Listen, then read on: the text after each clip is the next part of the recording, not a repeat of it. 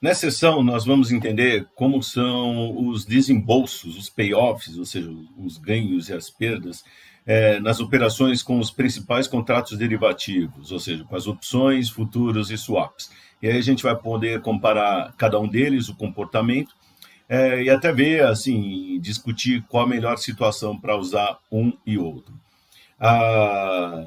Vamos ver então aqui no papel, antes de olhar na planilha. Então, aqui nós temos os principais contratos nessa tabela, as opções, os contratos futuros e contratos swaps. A posição, se o sujeito está comprado ou vendido. E aqui eu coloquei principalmente a visão de quem quer fazer hedge.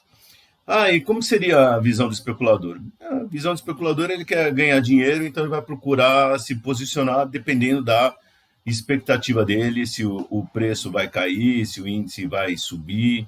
E aí, até olhando os próprios desembolsos que a gente vai desenhar, ele vai se posicionar dada a expectativa dele quanto ao futuro.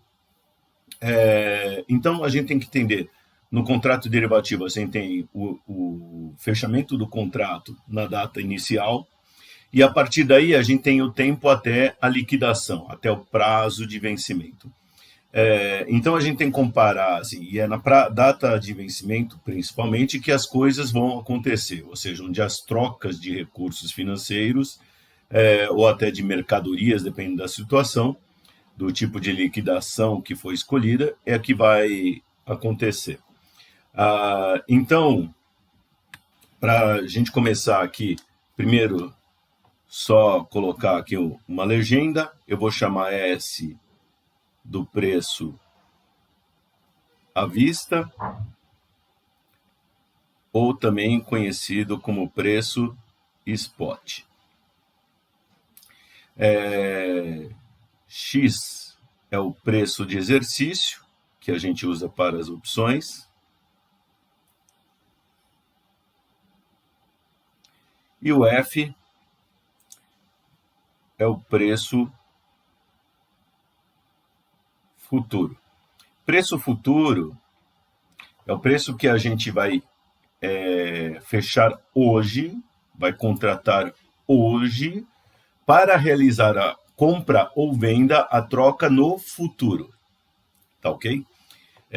Então, efetivamente, hoje a gente não vai desembolsar, mas na data futura vai ter a troca e a gente vai usar esse preço futuro como referência. E T grande é o prazo ou a data de vencimento desse contrato. Então, vamos lá. Primeiro, o contrato de... Então, assim, o sujeito está comprado. Quando ele vai fazer um hedge, ele tem o seguinte: por que ele se posiciona como comprado? Porque ele quer comprar por um preço, algo que pode estar mais caro. Então, ele quer se proteger de uma elevação, de uma subida do preço spot, que é onde tem o risco. Ou seja, ele que vai variar. Isso também, então, assim, esse preço spot aqui, o preço à vista, ele aqui varia. Ele a fonte de risco.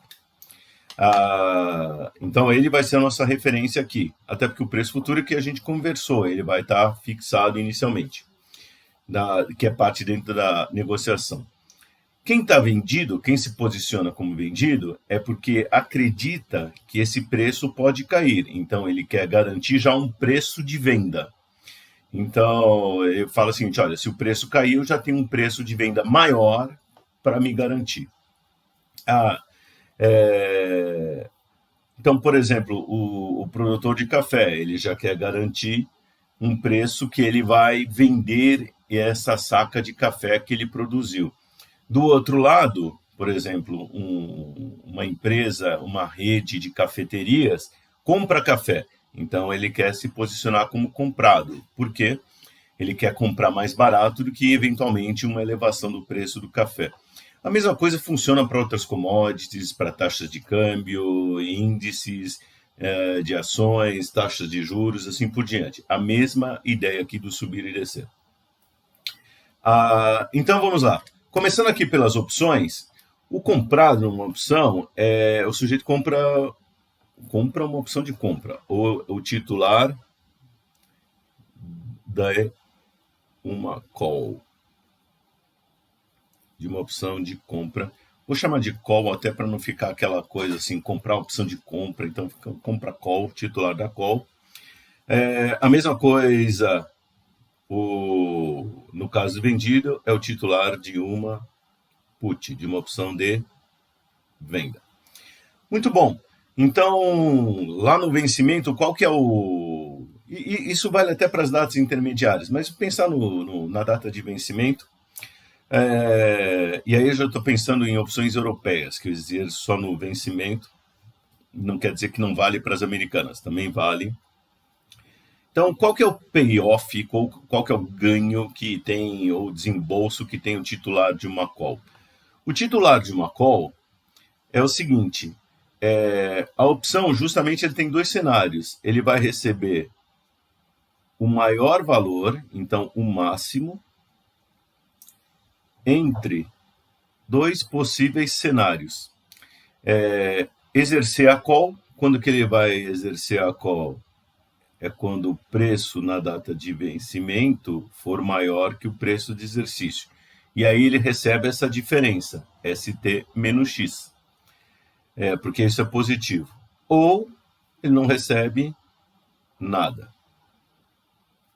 Então, esse é o payoff desse sujeito. Então, ele recebe o maior valor entre o preço do ativo na data de vencimento e o preço de exercício que já foi fixado inicialmente quando se fechou o contrato, quando as partes, o titular e o lançador, concordaram com isso. Então, se o preço do ativo for maior que o preço de exercício, se o ST for maior que o X, ele exerce, porque aí esse termo fica positivo, ele exerce. Se for negativo, ele não exerce, então vira pó, ele ganha 0. Mas a opção tem uma característica, como ela é um direito, não é uma obrigação, a gente tem que pagar, o titular tem que pagar um prêmio pela opção. Então, menos aqui, um prêmio. Esse prêmio não é na data de vencimento, esse prêmio é pago na data inicial. Então, na data inicial, o titular da call paga para o lançador o prêmio. Eu fiz uma cor diferente justamente para entender o seguinte, o prêmio já foi pago na data zero, na data inicial, no hoje, quando a gente fechou o contrato. Essa outra parte, o payoff em azul, isso vai acontecer no vencimento. Ou se for uma opção americana, a qualquer momento depois da data inicial. Aí. E o lançador? O lançador é o seguinte, ele vendeu a opção. Então, ele não tem direito, ele tem obrigação. Ele vai fazer o que o titular desejar. Então, o payoff do lançador é justamente o contrário. Então, é menos o que o lançador vai ganhar. Então, é menos o maior valor entre ST menos X e 0. Então, se o titular exercer, o lançador vai ter que desembolsar esse valor. Ele vai ter que pagar, ele não tem escolha. Tá ok? Quem tem escolha, quem tem opção é o titular. É como no seguro do automóvel. Bati o carro, vou exercer o direito de compra do serviço, por exemplo, pagando uma franquia igual a X. Eu exerço. A seguradora vai ter que pagar isso daí. Tá ok? Porém, o titular ganhou na data inicial ali o prêmio. Tá joia? Essa foi a vantagem para ele. Recebeu o prêmio e aí ele cruza os dedos e torce para não ser exercido. Então, essa é a situação aqui do titular de uma call. Como que fica o titular de uma put, de uma opção de venda? Aí você quer vender o ativo. Então, também o titular tem a opção de escolher o maior valor. E o titular, ele é sempre aquele cara que quer maximizar a sua riqueza, tá certo? Então, ele quer sempre o melhor, já que ele tem opção. Só que agora ele quer vender pelo preço X, algo que está menor do que X. Então, é o X menos ST. Só que aqui pode ser negativo. Então, o preço do mercado subiu. Então, você não exerce a opção. Então, ou zero. Você não exerce a opção, e o que você faz? Vende no mercado. Está melhor o preço no mercado, você vende no mercado, não exerce a opção. Muito bom. Por ter esse direito, o titular aqui da put também tem que pagar um prêmio. O prêmio da put é igual ao prêmio da call? Não, não são iguais. Então, até vou colocar até uma corzinha aqui um pouco diferente, ó, para lembrar que esse prêmio aqui não é igual. Pode até coincidir, mas não é igual. Tá ok? Existe até uma paridade chamada put call paridade, assim, que é como se faz um encontro de contas entre o prêmio da call e o prêmio da put, mas entendam que não são necessariamente iguais. E o lançador da put? A mesma história. O lançador não tem opção, ele tem obrigação. O lançador tem que atender os desejos do titular. Então, se o titular tem o direito de exercer, ele exerce e o lançador paga por isso. Então, tá aqui. Então, é o maior valor do que o titular exercer. O que o titular pode exercer? Preço de exercício menos ST, ou não exerce, que é o zero aqui. Em contrapartida, o que aconteceu? O lançador paga um prêmio. Desculpe, o titular paga o prêmio, o lançador recebe o prêmio do titular. E está numa cor diferente também, porque o prêmio da opção de venda não é necessariamente igual ao prêmio da opção de compra.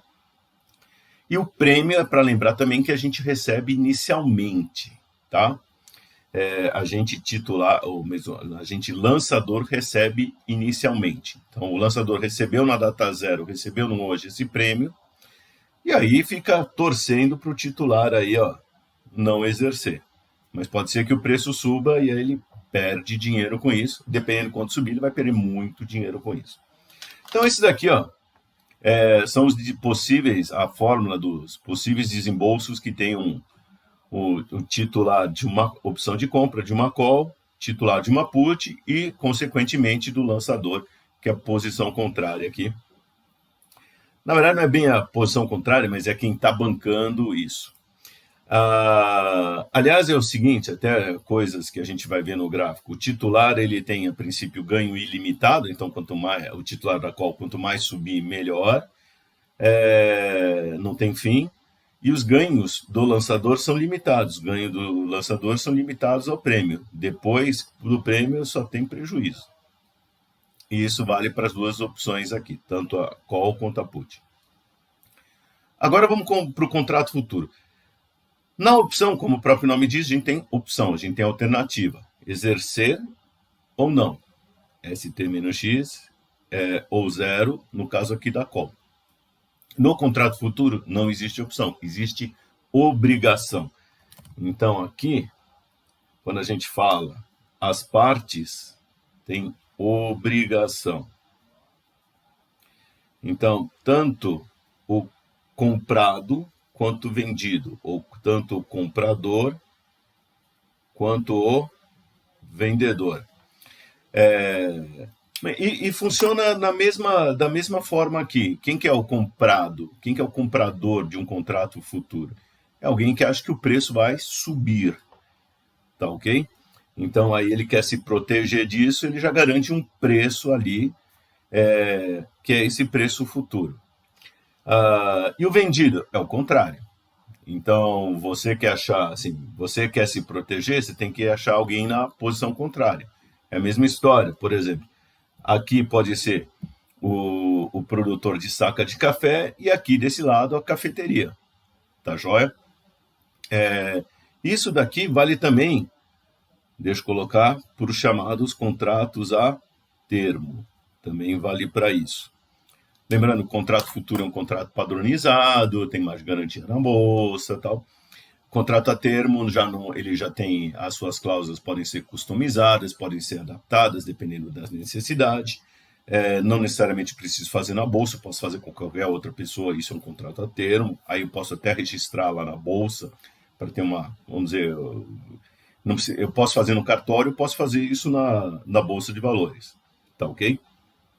Então aqui é mais simples. O ganho dele ou desembolso dele na data de vencimento vai ser a diferença entre o preço à vista daquele ativo, daquela fonte de risco, menos o preço futuro que foi combinado entre as partes, foi contratado entre as partes na data inicial, na data zero. Então, logo no começo do contrato, antes de assinar o contrato, fechar o contrato, eles combinam o preço. Que preço a gente vai fechar? Por exemplo, a saca de café. Sei lá, $50. Beleza. Para entrega quanto? Daqui a 3 meses. Então, chega daqui a 3 meses, a gente já sabe o preço aqui, que é $50. E esse aqui, ST, não sei, pode ser 60, 70. Se o preço à vista for maior do que o preço que a gente fechou inicialmente nesse contrato futuro, ou até no contrato a termo, aí a gente ganha dinheiro. Beleza. Se for menor, a gente perdeu. Isso é parte do risco. Estou garantindo aqui um preço mínimo de compra. É como se a gente fizesse o seguinte, olha, eu pago um preço F0 por alguma coisa que está valendo ST. Então, o cara por exemplo, da cafeteria, ele já garantiu um preço F aqui, por exemplo, $50, e o preço na saca pode estar valendo 70, 80 tal. Beleza, ele se protegeu. E a posição do vendedor? É o contrário, é um espelhinho. Então, o vendedor ele vai receber um preço F0 por alguma coisa que está valendo ST. Você pode até pensar da seguinte forma, olha, eu não tenho aquilo, eu estou descoberto. Então, o que eu faço? Eu posso comprar no mercado pelo preço ST e depois entregar pelo preço F0 que já foi contratado inicialmente. Não foi pago inicialmente, foi contratado. É só na data de vencimento que a gente vai ter esse desembolso aqui, ou recebimento, dependendo do caso. Então, olha aqui, o vendedor ele não precisa necessariamente ter o ativo. O que ele faz? Chega na hora de entregar, ele compra. Imagine uma liquidação física, que eu tenho que entregar a mercadoria. Ele compra no mercado por esse preço e entrega e recebe esse outro preço F0. Então, se o preço caiu, ele ganhou dinheiro, porque ele compra, por exemplo, por 20 e entrega por 50. Se o preço subiu, aí ele dançou. Ele vai ter que comprar por 70 algo que ele vai receber 50. É justamente o oposto um do outro. E se vocês olharem, é até parecido com o de cima, e tem que ser parecido. Só que no caso das opções, a gente chama de preço de exercício, o que seria o equivalente a esse F0. Então, chama de X, o que chama esse preço futuro. Tá ok? Até porque entendam o seguinte, o X é uma conversa entre as partes, é uma cláusula contratual e pode até não ter muita relação com o mercado. O F não. O F0 ele é definido até por regras de arbitragem. Tem um outro videozinho que explica, inclusive, como chegar nesse preço aqui. Então, ele não é dado por acaso, ele é calculado naquela data e determinado dadas as condições do mercado. Tá ok? Por isso a gente não mistura um com o outro. E finalmente aí vem o caso dos swaps.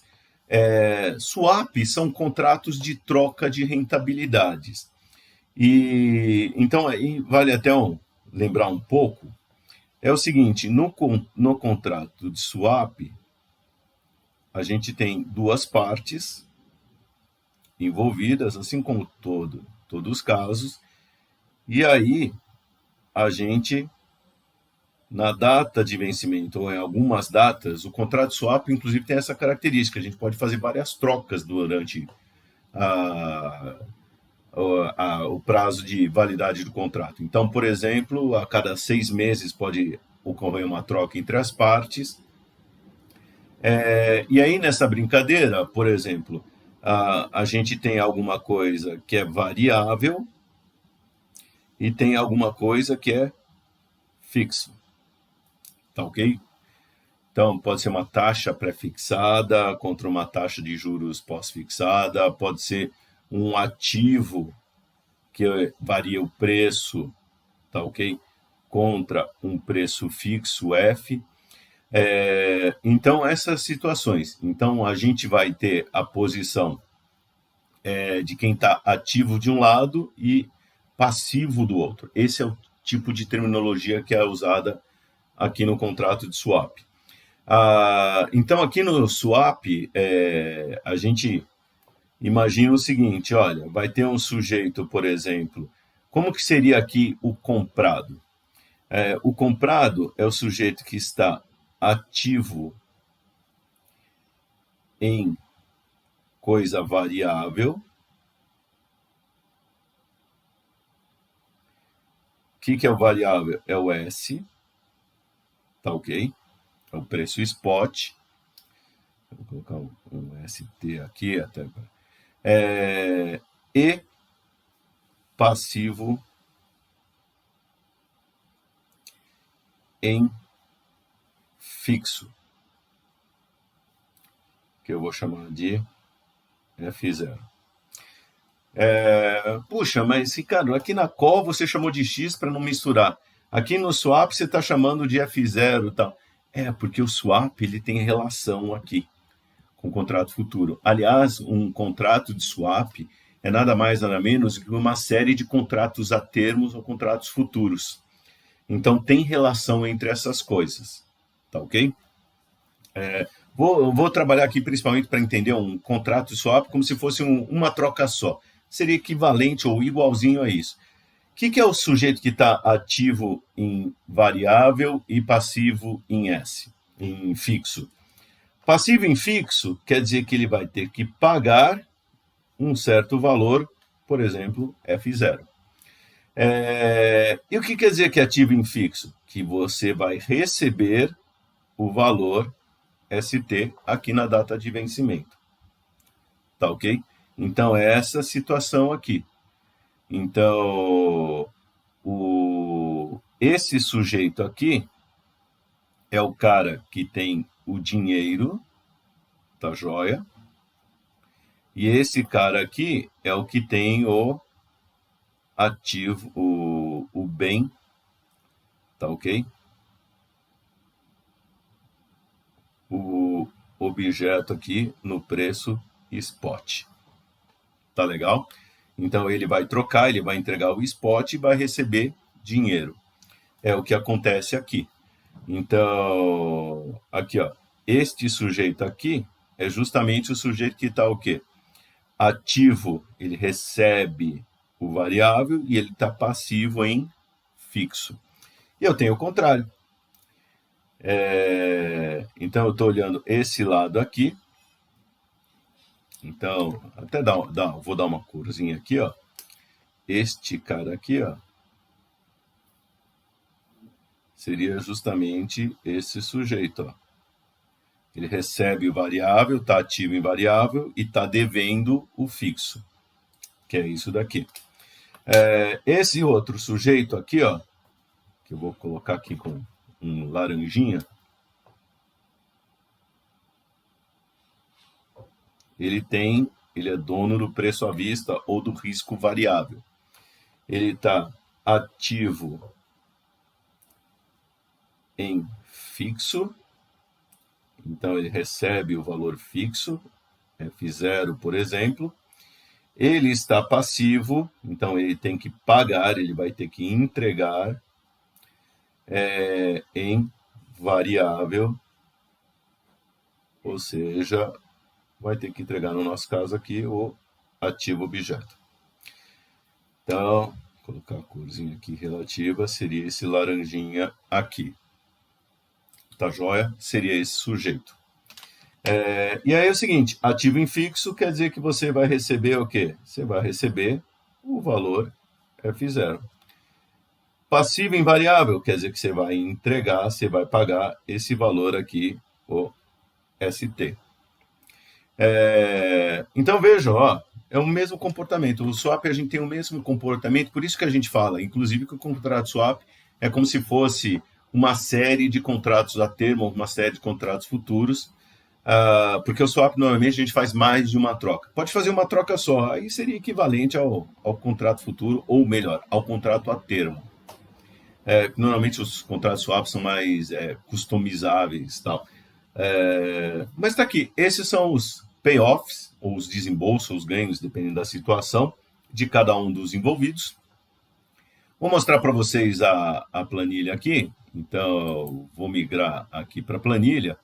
Eu montei aqui no Google Sheets uma situação, então exatamente o que a gente viu aqui, as opções de venda, as puts, as opções de compra aqui, as calls, contrato futuro e os contratos de swaps, tá ok?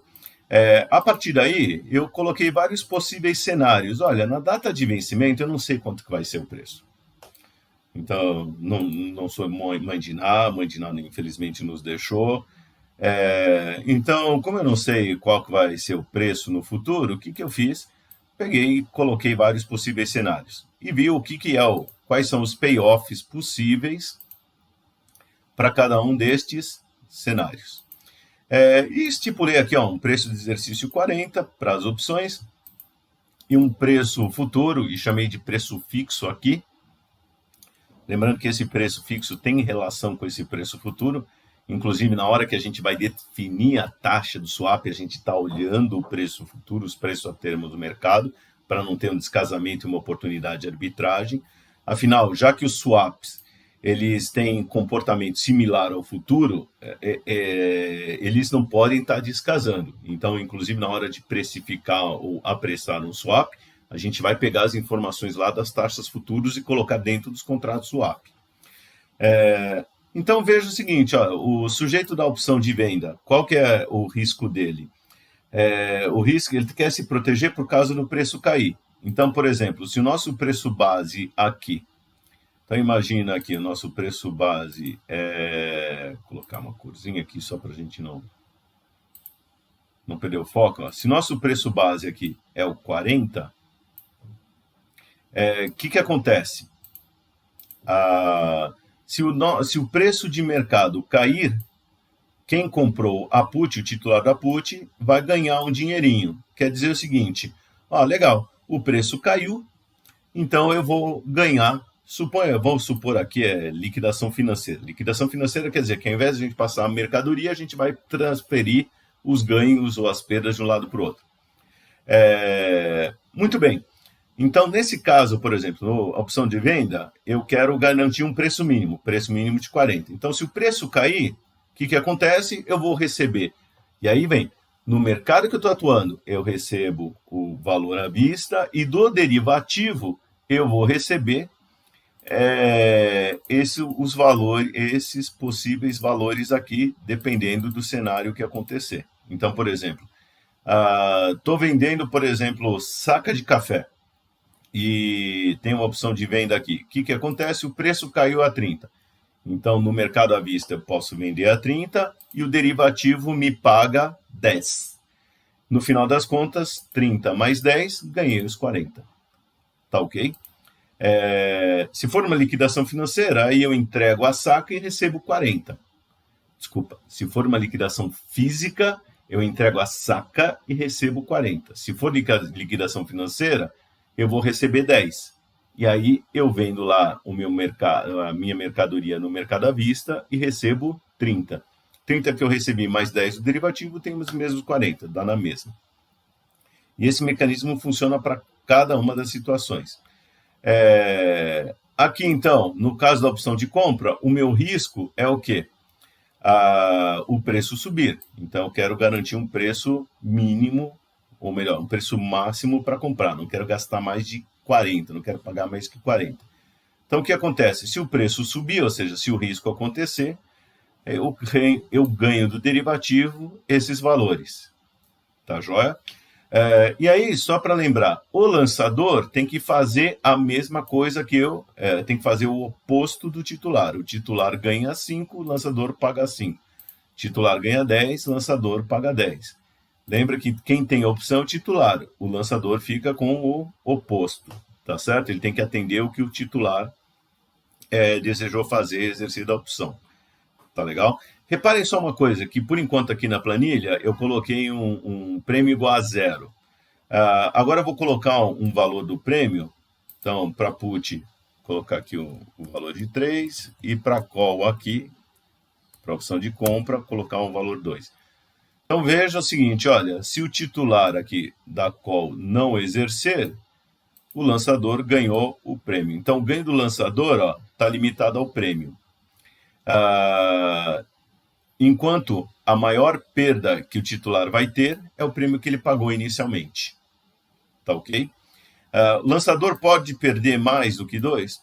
Olha, se ele ganhou 2, pode perder? Pode, aí ele pode perder sem limite. O titular pode perder mais do que 2? Não. Ele pagou o prêmio, é o máximo que ele pode ganhar. Depois do prêmio, aí é só possíveis ganhos. E a mesma coisa acontece com a put. O ganho do titular é limitado, só que no caso da put é o contrário da call. A perda do titular é limitada. Então, o lançador tem ganho limitado e o titular tem perda limitada. Aí, os ganhos aí são diferentes. O titular tem ganho ilimitado e o lançador tem perda ilimitada. Tá ok?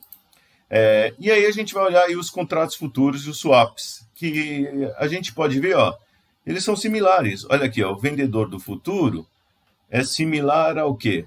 Ao sujeito que é, nesse nosso exemplo, ativo em uma taxa fixa e passivo uma taxa variável, ou seja, ele vai receber uma taxa fixa e vai pagar uma taxa variável. Exatamente igual.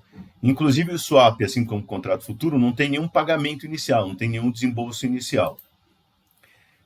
Na verdade, assim, o contrato swap, alguns contratos swap são fechados por aí, pode ter sim algum desembolso inicial se o sujeito não olhar ou não calcular as taxas direito em relação ao contrato futuro. Ou ele quiser uma condição que descasa com o mercado. Então aí vai ter algum ajuste inicial que tem que ser feito no contrato de swap. Tá ok? Mas tirando essa situação, se o contrato swap for construído a partir das taxas do mercado futuro, por exemplo, no mercado a termo, os valores têm que ser iguais, assim, eles têm que ser bem equilibradinhos e inicialmente não tem nada que um tenha que pagar para o outro, não tem desembolso, pagamentos ou recebimentos iniciais. E no caso aqui do comprador, é o mesmo caminho aqui do comprador do futuro com o ativo em variável e passivo em fixo. E os valores são justamente isso. Olha, o comprador do futuro, ele está preocupado com o quê? Olha, se o preço subir, o meu risco é o preço subir. Então, eu quero comprar por um valor fixo. No caso aqui, por exemplo, 40. Tá ok? Que é o cenário base aqui, o nosso preço que a gente fechou. Então, se o preço for acima de 40, o que acontece se eu for comprado no futuro? Ou se eu for aqui, ativo em variável e passivo em fixo no swap, eu vou receber a diferença.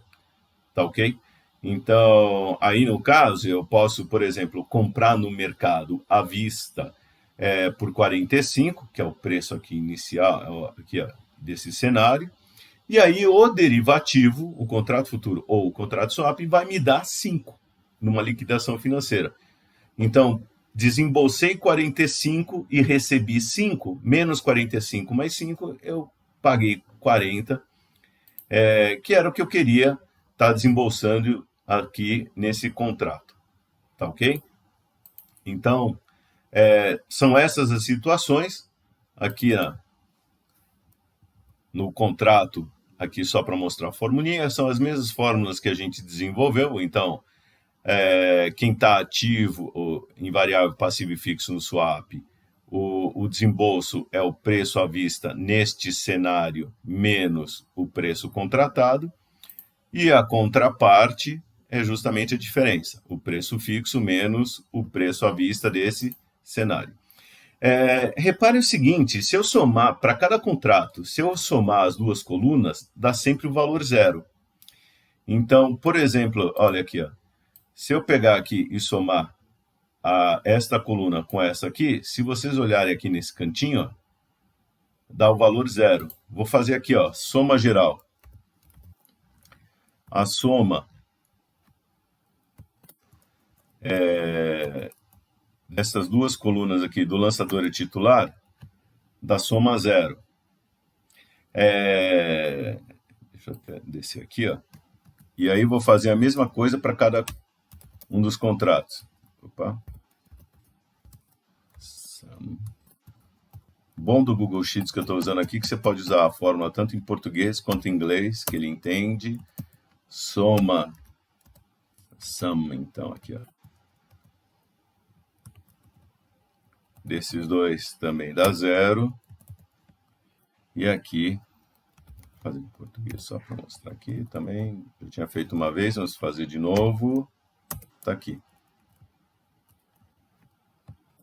Então, essa é uma característica, aliás, contratos de derivativo. Eles são de soma zero. Então, essa é uma coisa muito importante, que muita gente acha, às vezes vem alguma crise e tal, fala assim, os derivativos multiplicaram a crise. Não. Os derivativos, eles são construídos, eles são contratos de soma zero. O que quer dizer isso? Se alguém ganhar 5, alguém perdeu 5. Não tem, se alguém ganhou 10, alguém perdeu 20. Ou se alguém ganhou 20, alguém perdeu 40. Então, não tem isso. Ou se alguém ganhou 80, alguém perdeu 15. Não tem essa. Eles são contratos equilibradinhos, eles são todos de soma zero. É como vocês estão vendo na tabelinha. Alguém ganhou 5, alguém perdeu 5. O titular ganhou 17, o lançador perdeu 17. Somando aqui dá zero. Não tem criação de valor nos contratos derivativos. Tá ok? Os contratos derivativos, eles não vão ampliar as perdas. O que eles podem fazer como a gente tem derivativos que permitem você fatiar aquele ativo no mercado, então eles podem espalhar, mas espalhar pedaços menores, tá ok? Então o derivativo ele não vai ampliar, ele pode espalhar em pedaços menores, o que na verdade é até bom, porque ao invés de uma pessoa ter uma perda, ou por exemplo, ou uma instituição ter uma perda gigantesca, milhões de pessoas têm perdas muito pequenas, que talvez elas nem estejam vendo ali ou nem percebam que ela ocorreu, tá ok? E são perdas que podem ser até diversificadas, então reduz ainda mais o efeito. Isso é importante, tá? Então vejam justamente que eu fiz as somas, contrato derivativo, todo contrato derivativo é contrato de soma zero, é natural do contrato derivativo. E só mostrando aqui as fórmulas aqui da opção, o lançador é o contrário do titular, então ele recebeu o prêmio aqui de 2, menos o maior valor entre exercer nessa data, é receber 35, menos o preço de exercício, tá ok? Eu já coloquei aqui o prêmio, e o titular é justamente, ele pagou inicialmente, menos o F4 aqui, que é o prêmio, e depois ele pode decidir entre exercer a opção, que é aqui o B10 35, menos o preço de exercício, ou não exercer a opção e ficar com zero. Assim como que a gente fez. Então, essa tabelinha está mostrando os vários caminhos. Também fiz aqui um gráfico só para a gente visualizar. Para ver aqui o comportamento. Então, por exemplo, aqui, o titular da put. A put está aqui, titular da put é esse gráfico aqui. Então, esse gráfico vermelho aqui, tá ok? Que aparece agora mais grosso com os números. Então, a perda do titular é limitada e o ganho é limitado. Quer dizer, pode chegar até zero, mas é difícil chegar nesse zero.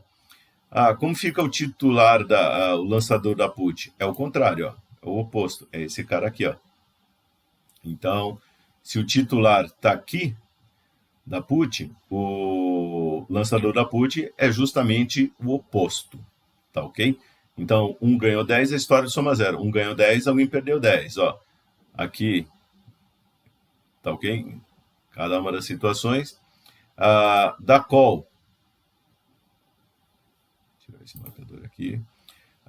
Titular da call, tá, esse aqui é o gráfico dele. Então, a preocupação dele é se o preço subir. Se o preço subir, ele começa a exercer a call e aí ele ganha dinheiro. É o que a gente está vendo aqui, ó. Tá ok? O lançador da call, quem vendeu a call, é justamente o oposto. É essa curva amarela aqui, ó.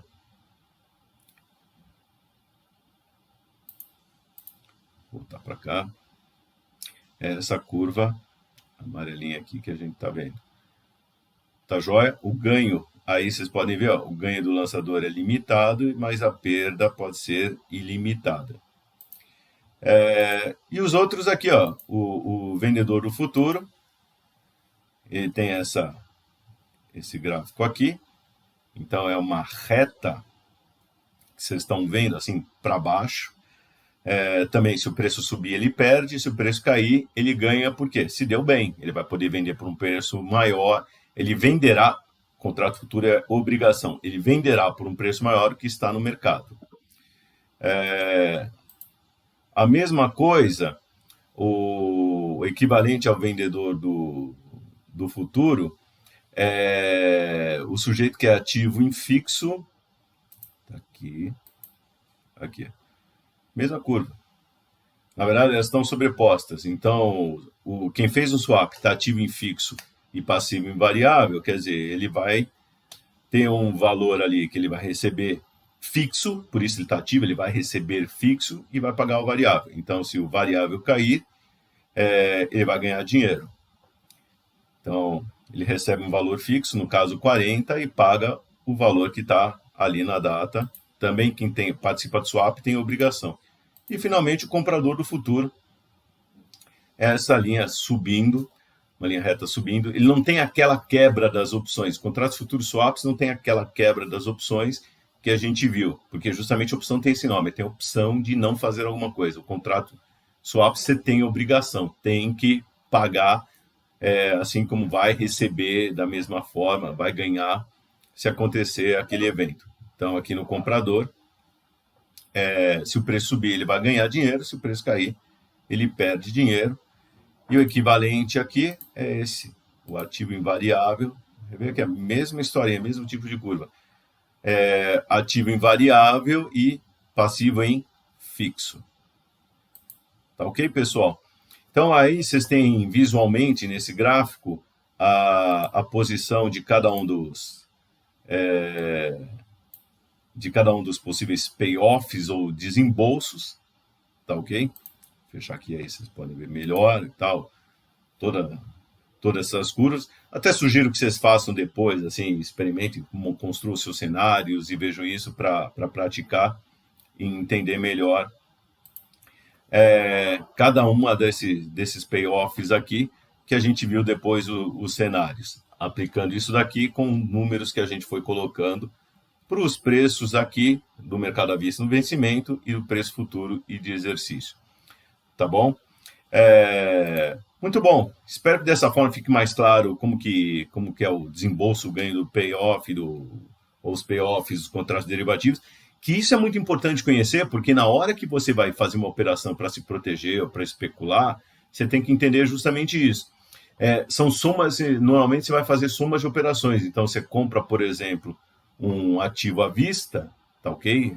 Uma ação, um índice de ações, um ETF, algo desse tipo, ou ouro, por exemplo, e aí você vai agregar o derivativo. E aí a soma desses dois vai mudar a figurinha. Por isso tem que entender os payoffs, porque você vai trabalhar com a soma disso daqui. Tudo bem? Muito bom, pessoal. Até a próxima. Até mais.